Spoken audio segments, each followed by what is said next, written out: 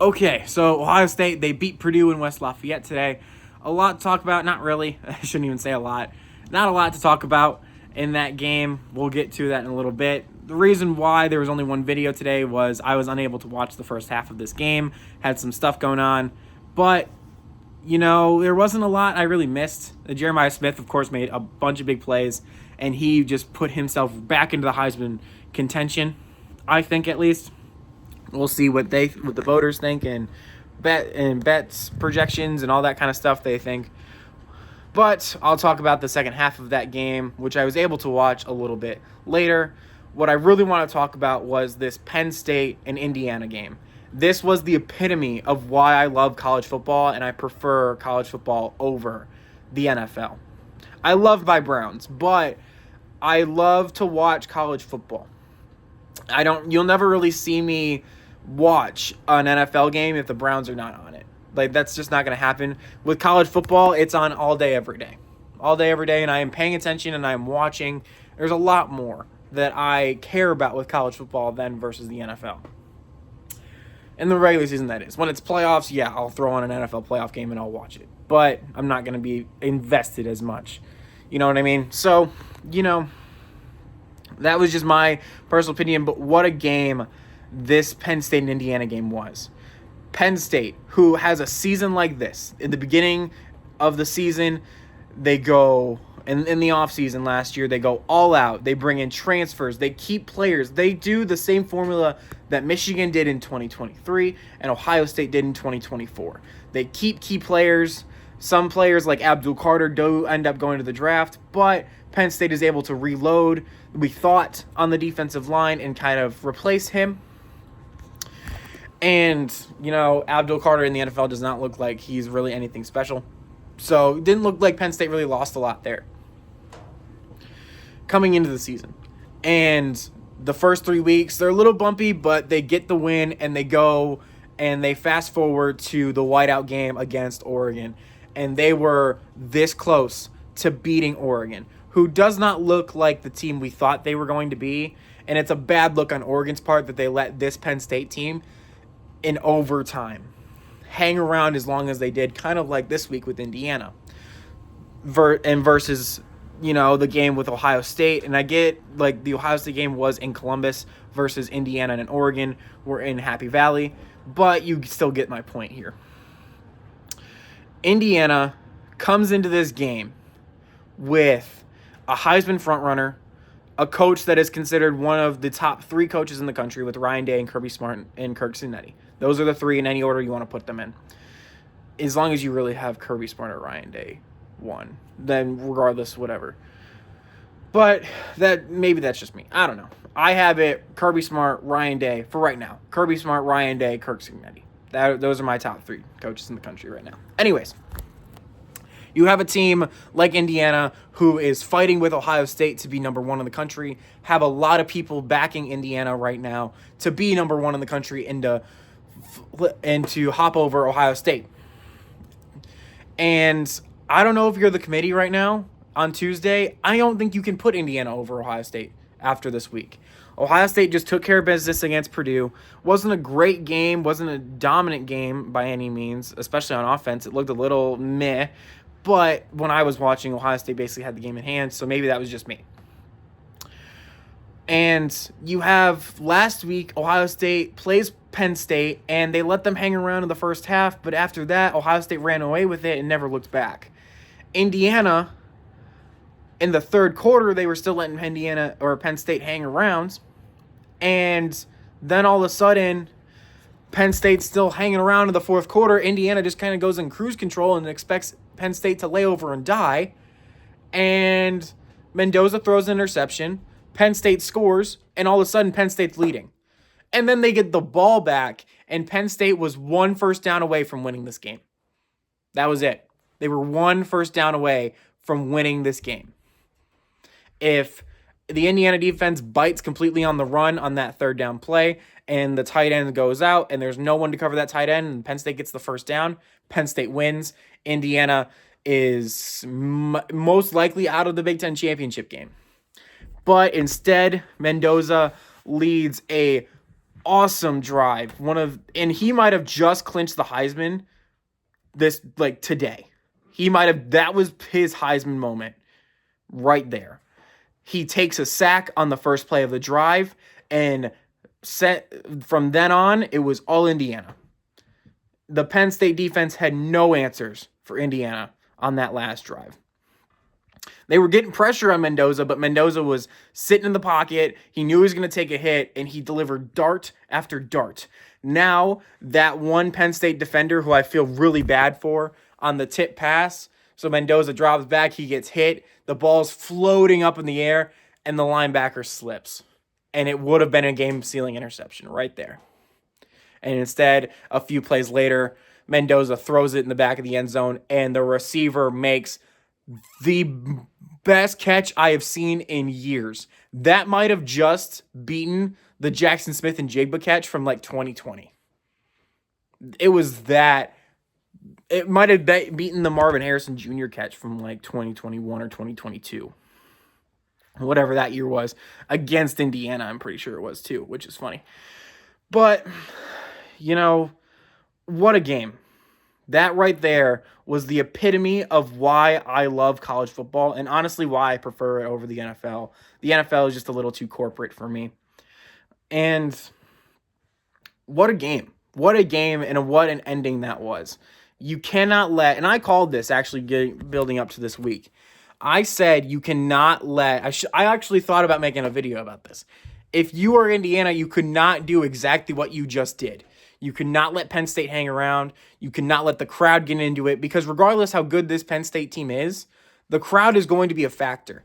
It was not at full capacity, I know, but that is still one of the biggest stadiums in North America. And you cannot let that stadium have a voice. You got to take them out of the game. And Indiana just let them hang around and hang around and hang around. And then Penn State took the lead. And Mendoza, if Indiana does not have Mendoza, they don't win that game. And I'll go even a step further here. Mendoza might have just won the Heisman. I know I just said that, but Mendoza might have just won the Heisman. If he does win the Heisman, that's his Heisman moment right there. Was that game against Penn State. Maybe in the Big Ten championship game, Mendoza does it against Ohio State, and that's his Heisman moment. But if he doesn't, that might have just been his Heisman moment right there. We'll look back and we'll make documentaries about this year, and that will be the Heisman moment right there. There will be a documentary with the cinematic highlights and all that kind of stuff. And we just watched it live. So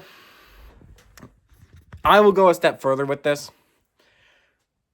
Mendoza, you have my stamp of approval to be a future Cleveland Brown. If the Browns can draft Fernando Mendoza in this draft class, and I know right now we're more likely to get, the Browns are going to get a top 10 pick in this draft. Now, where that top 10 pick is will determine on how bad the Dolphins are, because if the Dolphins have the same record as the Browns, the Dolphins will be above the Browns in the draft because the Browns beat the Dolphins. If the Browns beat the Jets tomorrow, then the Jets will be above the Browns if the Browns and Jets have the same record. But it's more likely that the Jets will have a worse record, but you get what I'm saying. Now, if the Jets beat the Browns will be above the Jets. So there's still a lot of flipping flopping that needs to happen. The Browns could get another upset or two, and escape with a few more wins than people would expect. And then they have the 8th or 9th pick. And with that, you're probably not going to get Mendoza, because other teams are also looking for a quarterback this year, like the Jets, like the Dolphins. So, you got to figure out for the Browns. And honestly, if you're the Browns, trade up and go get Mendoza. I'm that serious about it. I don't care about Sanders. And I know we need to give him a chance, and Dillon Gabriel needs to probably get benched. But I would be okay with shipping Dillon Gabriel off. Joe Flacco's not there anymore, but Bailey Zapp can walk. And putting Sanders back on the third string, signing a Jameis Winston or, a low-level kind of backup that Sanders can compete with and develop with and get some, knowledge about the game better, especially with a Jameis Winston type quarterback.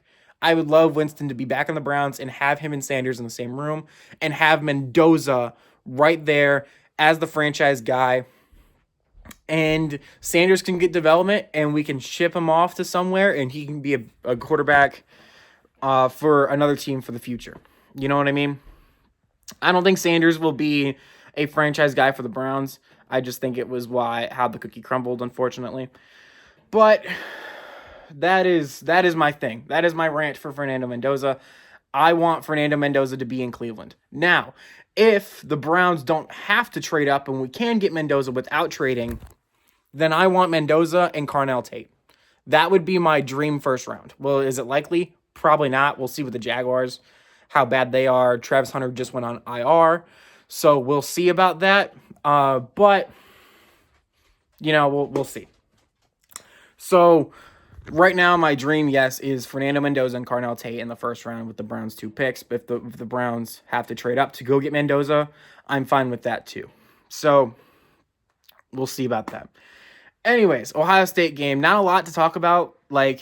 Of course, I didn't watch the first half, so I really couldn't see what Jeremiah Smith was doing. I saw that he had a few good catches.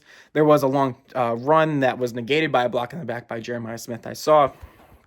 But after the Indiana and Penn State game, Ohio State was already in cruise control at that point. So there wasn't a lot for me to see. But we did. The defense looked good. They did give up that touchdown at the end of the game, but that was when the backups were already in. And also, did you guys see the Purdue wide receiver that was talking crap to the Ohio State fans that were on the sideline right there? Bro, you're down by 21 points, and you're talking crap to the Ohio State fans. Why? Why? So, not a whole lot to talk about with the Ohio State-Purdue game. Ohio State handled Purdue. Looked like a bit of a sloppy game. Ohio State was down at Purdue for a little bit there, but that was only 3-0, so I really don't care about that. But yeah, sorry about that. Anyways, yeah, not a whole lot to talk about in this game.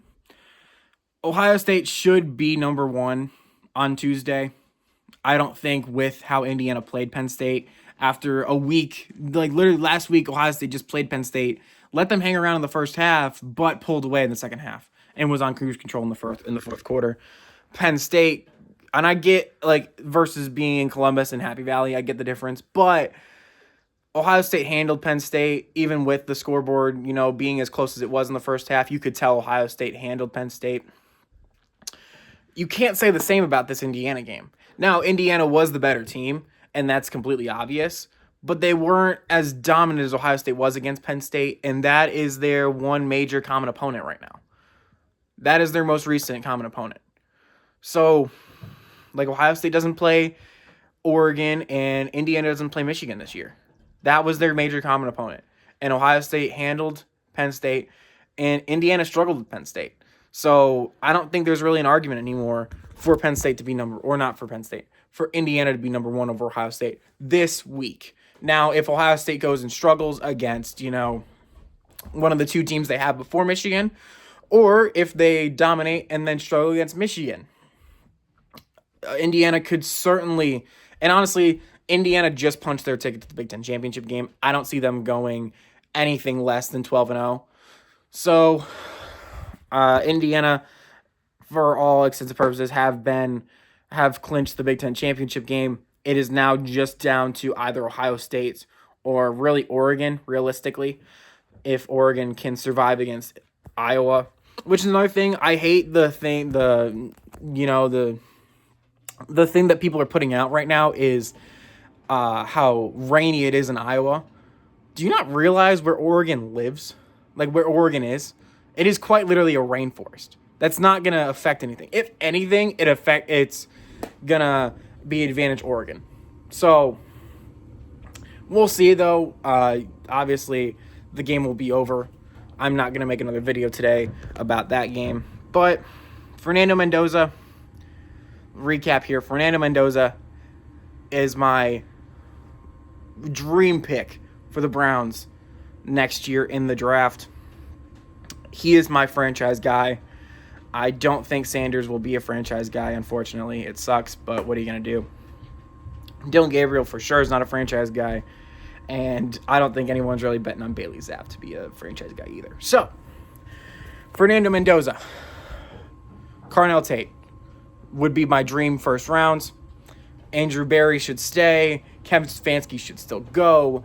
But right now, the way Kevin Stefanski is coaching, it doesn't look like his job is really much in jeopardy. So we'll see about that. But that is going to do it for today. I will be back tomorrow for halftime of the Jets and Browns game. Halftime and postgame will also be coming out. So if the Browns are going to have another one of those dominant wins, it's going to be this week. And we'll enjoy it because it'll probably be the last one we get. So, till next time, OH.